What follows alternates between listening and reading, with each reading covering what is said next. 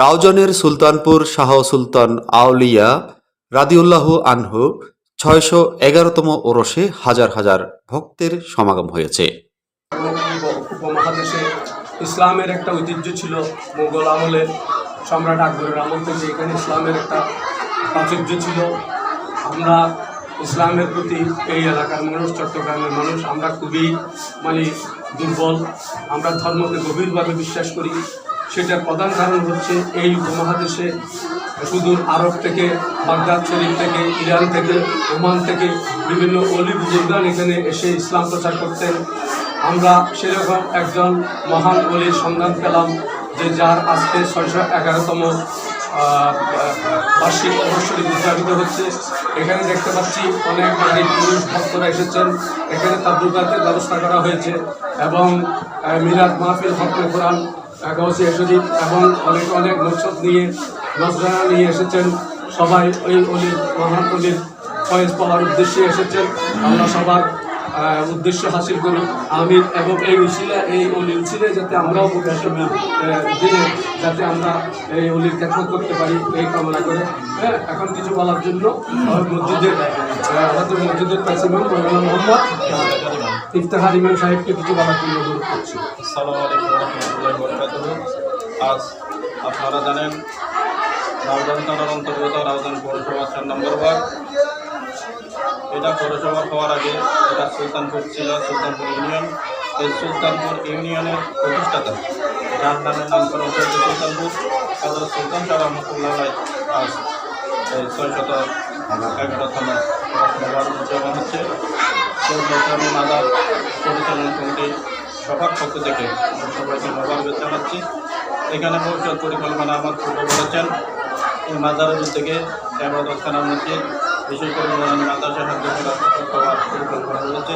আপনারা সবার রাস্তাঘাট সব কিছু আপনারা সবাই এগিয়ে আসবেন, এই আশা ব্যক্ত করে আমি সবার নিকট বিনীত অনুরোধ করে আমার সংক্ষিপ্ত আলোচনা আমি এখানে শেষ করতেছি। আসসালাম। রাউজান পৌরসভার ৪ নম্বর ওয়ার্ডের কাজীপাড়া গ্রামে সুলতান শাহ আউলিয়ার ৬১১তম ওরস মহাসমারোহে তার মাজার প্রাঙ্গণে অনুষ্ঠিত হয়। কথিত আছে রাউজানের সুলতানপুর গ্রাম সুলতান আউলিয়ার নামে নামকরণ করা হয়। তিনি ৩৬০ আউলিয়ার একজন হিসেবে বাংলাদেশে এসেছিলেন ইসলাম প্রচারের জন্য। তার প্রমাণ উইকিপিডিয়ায় ৩৬০ জন আউলিয়ার নামের সাথে তার নাম লিখিত আছে।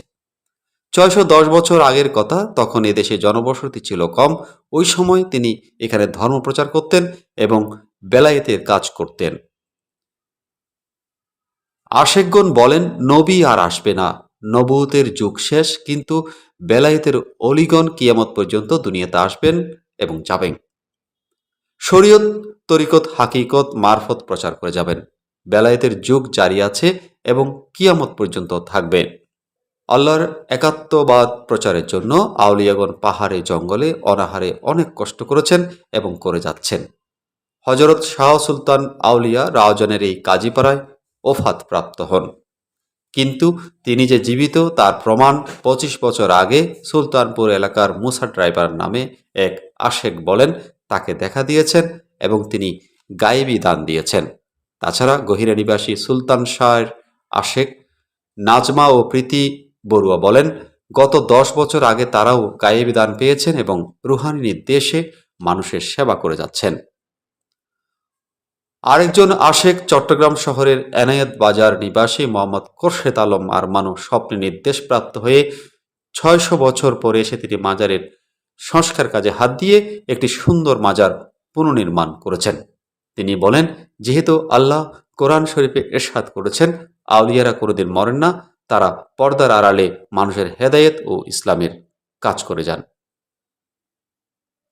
শাহ সুলতান মাজারের বর্তমান খাদেম হিসেবে আহমেদ মিয়া মাস্টারের ছেলে আবু তৈয়ব খেদমত করছেন এবং দরবারের একনিষ্ঠ ভক্ত মোহাম্মদ খোরশেদ আলম আরমান ভবিষ্যতে মাজারের পাশে মসজিদ নির্মাণ, হেফজখানা, এতিমখানা, ভান্ডারখানা ও মেহমানখানা তৈরির পরিকল্পনা হাতে নিয়েছেন।